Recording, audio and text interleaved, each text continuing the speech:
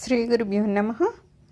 మనము రామకృష్ణ పరమహంస గారి ఒక్క చెప్తా విను అనే పుస్తకం నుండి కొన్ని గూఢార్థ కథలు చూస్తున్నాం కదా. ఇంకొక స్టోరీ ఏం చెప్తున్నారు, భగవంతునికి అసాధ్యమైంది ఏమీ లేదు. ఇక్కడ మనకి ఎప్పుడూ చెప్పేది ఏంటంటే, భగవంతుడిని కొలిచేటప్పుడు ఫస్ట్ మనకు ఉండాల్సిన క్వాలిఫికేషన్ ఏంటంటే పూర్ణతః భగవంతుని మీద నమ్మకం. ఏది జరిగినా సరే భగవంతుని అంగీకారంతో జరుగుతుంది.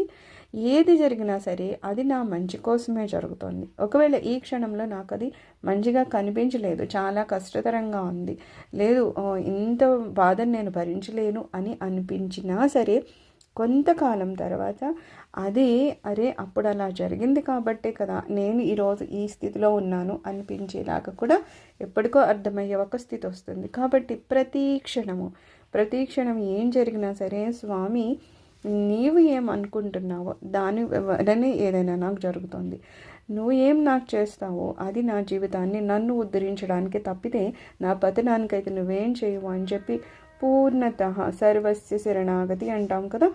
ఏది జరిగినా సరే స్వామి నీ ఇష్టమే అని చెప్పి ఎవరైతే చేతులు ఎత్తేసి నాకు సంబంధం లేదు, ఏం జరిగినా సరే నీ వల్లనే జరుగుతుంది అనుకోవడము.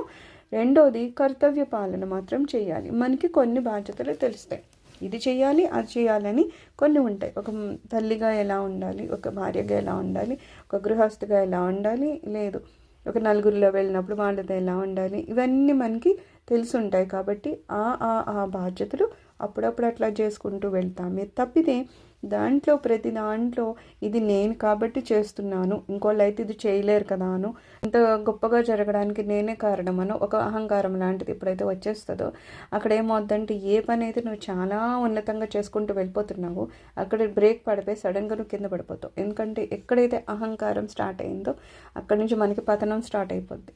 అందుకని ఏం చెప్తారు, ఏం జరుగుతున్నా సరే అంతా స్వామివారి దయ అని చెప్పడం అనమాట. అందుకని చూడండి, పెద్ద పెద్ద సాధువుల దగ్గరికి వెళ్ళి మనం నమస్కారం చేస్తే వాళ్ళు కృష్ణార్పణం అని ఇస్తారు. మనం ఇచ్చేదేం వాళ్ళు తీసుకోరు, ఎందుకంటే వాళ్ళకి తెలుసు వాళ్ళ సాధన కూడా జరుగుతుందంటే భగవంతుని సహకారంతో జరుగుతుందని.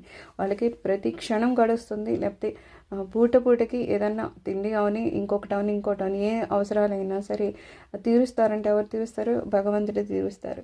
నిన్న ప్రేమానంద్ మహారాజ్ చెప్తారు, మనకి చెప్పారు కదా, ఆయన చాలా చిన్న వయసులోనే ఇంటి నుంచి పారిపోతారు. మధ్యాహ్నం 12 గంటలకు పారిపోవడం అంటే వాళ్ళ అమ్మగారికి అంటూనే ఉంటారు. వాళ్ళ ఇంట్లో ఒకసారి ఒకరు చనిపోతారనమాట. చనిపోతే ఆయనకి వెంటనే అనిపిస్తుంది, అరే ఏం చనిపోయారు, రేపు నా సొంత వాళ్ళు అనుకుంటున్న వాళ్ళు కూడా వీళ్ళందరూ చనిపోతారు, ఒకరి తర్వాత ఒకరు ఎవరో చనిపోతే ఇంకా నాకు ఎవరు మిగులుతారు, నాకు ఇలా చనిపోయే వాళ్ళు కాదు కదా కావాల్సింది, శాశ్వతంగా నాతో ఉన్నవాళ్ళు కావాలి, ఎవరుంటారు అని అనుకుంటుంటే వాళ్ళ ఇంట్లోనే ప్రవచనాలు చెప్పేవాళ్ళు, వాళ్ళ నాన్నగారు వాళ్ళ నాన్నమ్మ గారు అందరూ. సో ఎప్పుడైతే ఆయన ప్రవచనం వింటున్నారో ఆయనకు అర్థమైన విషయం ఏంటంటే, మనుషులు ఎవరైతే శరీరంతో వచ్చి ఉంటారో వాళ్ళు 4 రోజుల కన్నా ఎక్కువ ఉండరు, కానీ శాశ్వతంగా ఉండే వాళ్ళు ఎవరంటే కేవలం నారాయణుడు.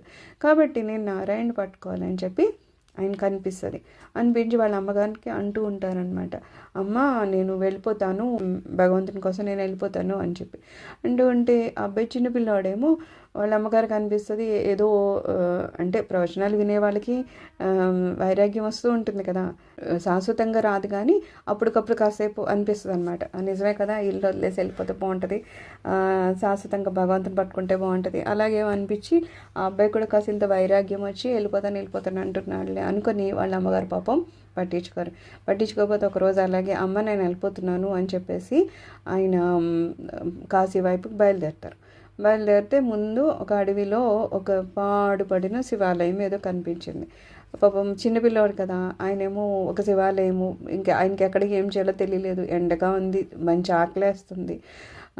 ఇంకా శివాలయంలోకి వెళ్ళి కూర్చొని చిన్నపిల్లవాడేమో స్వామి నాకు ఆకలేస్తుంది అని ఇలా అనుకుంటున్నారు. అంతట్లోకి ఒక ఆయన వచ్చి ఒక స్టీల్ క్యాన్ నిండా ఏదో పట్టుకుని వచ్చి, బాబు ఇక్కడ ఒక ఆయన రోజు ధ్యానం చేసుకుంటూ ఉండేవారమ్మా, ఆయన ఎక్కడున్నారంటే ఏమో తెలియదండి, నేను ఇప్పుడే వచ్చాను, నేను కూడా కొత్త అని చెప్తారు. ఈయన చెప్తే సర్లే ఆయన కోసం అని తెచ్చాను, ఆయన కనిపించట్లేదు, నువ్వు తాగేసేయలే అని చెప్పేసి అది లీటర్న్నర పెరుగు పంచదారతో కలిపిందండి.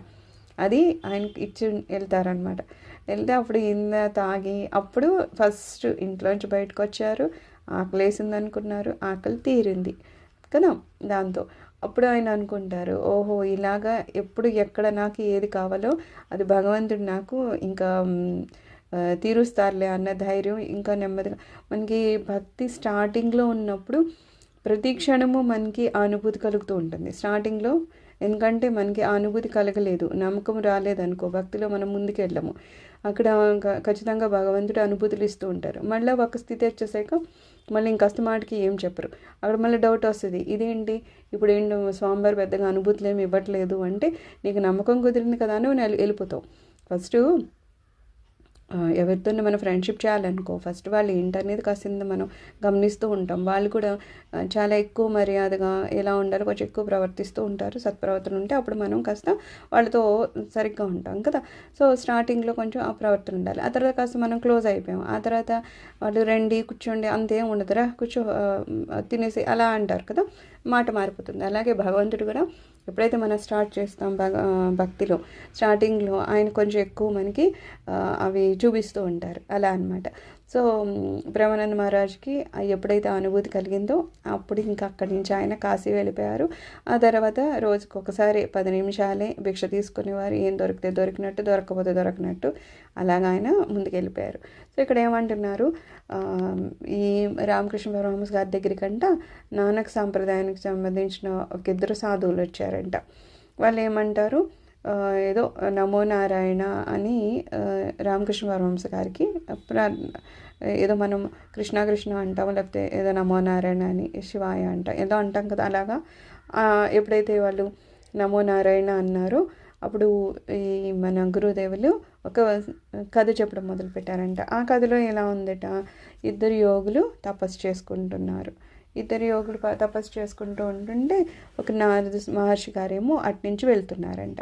అయితే వాళ్ళు యోగులు కాబట్టి నారద మహర్షి గారిని వాళ్ళు గుర్తుపడితే అప్పుడు వాళ్ళు అడిగారంట, స్వామి మీరు భగవంతుని దగ్గర నుంచి కదా వస్తున్నారు, భగవంతుడు ఏం చేస్తున్నారండి ఇప్పుడు అని అంటే ఆయన ఏం చెప్పారంట, స్వామివారు ఒక సూది తీసుకొని అందులో నుంచి ఒంటెల్ని ఏనుగుల్ని ఆ సూది బెజ్జంలోంచి ఇలాగ ఇటువైపుకి తీసుకొచ్చి మళ్ళీ ఇటు నుంచి అటుకి ఇలాగ తిప్పుతున్నారు అని అంటే ఒక యోగ అన్నారంట, ఇందులో ఏముందిలే స్వామి ఆశ్చర్యపోవడానికి అని అంటే ఇంకొక ఆయన అన్నారంట, ఏమైనా చెప్తున్నావయ్యా, సూదిలోంచి ఏనుగు ఒంటె వెళ్తుందా, ఎలా చెప్తున్నావు, నువ్వేం అసలు స్వామి దగ్గరికి అంటే భగవంతుని దగ్గరికి వెళ్ళి ఉండలేదు, భగవంతుడు ఒకవేళ నువ్వు వెళ్ళినా సరే స్వామి అలాగే ఏం చేసి ఉండట్లేదు, మీరేదో మాకు అబద్ధం చెప్తున్నారు అని అంటే ఇక్కడ ఏంటి నమ్మకం లేదనమాట. ఫస్ట్ యోగి ఏమన్నారు, భగవంతునికి సాధ్యం కానిది ఏముంది మేము ఆశ్చర్యపోవడానికి అని, భగవంతునికి సాధ్యం కానిది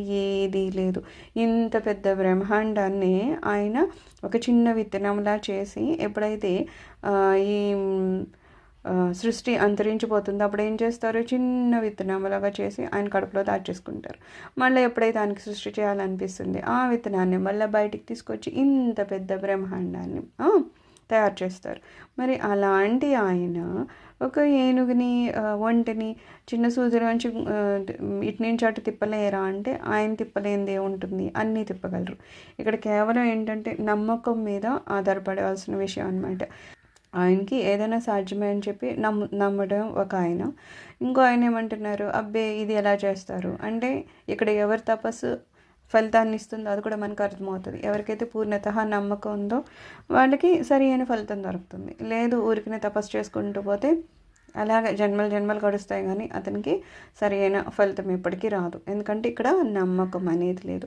మనకి ఇది చెప్తారనమాట, జీవితంలో ఎంత కష్టం వచ్చినా సరే కష్టానికి మనము భయపడతాం. ఎందుకంటే మనుషులం కదా, మనుషులము ఏమి ఒక సాధువుకున్నంత ధైర్యం ఏమి మనకు ఉండదు. కానీ ఏంటంటే ఇందులో ఉన్నాడు మనం నేర్చుకుంటూ పోవాలి. ఏమని ఏ జరుగుతున్నా సరే స్వామివారు చూస్తున్నారులే, ఈ కష్టం ఏదో ఎంతో కాలం కాదు, లేకపోతే ఈ కష్టం నుంచి నన్ను ఎలా బయటకు తీయాలో అది కూడా స్వామి తీస్తారు. లేదు ఏదో ప్రారంధ కర్మ వల్ల నేను ఈ కష్టాన్ని ఖచ్చితంగా అనుభవించాల్సి ఉంటే కూడా ఇందులోనే ఉండి నేను ఎలా అనుభవించాలో అది కూడా స్వామి చూసుకుంటారు. ఏదో అంటారు చూడు, నీళ్ళల్లో ఉన్న తామరాకు మీద నీటి బొట్టులాగా కష్టం ఉన్నా సరే అది మనల్ని బెంబేలించకుండా, మనకి అంత ఎక్కువ మనము భరించలేనంత బాధ కలిగించకుండా స్వామివారు మనల్ని కాపాడుతారని నమ్మకం ఎప్పుడు ఉంటుందో అప్పుడు మనకి సరి అయిన ఫలితాలు దొరుకుతాయి అన్నమాట. సర్వం శ్రీ గురు చరణారవిందార్పణమస్తు. లోక సమస్త సుఖినో భవంతు. ఓం శాంతి శాంతి శాంతి.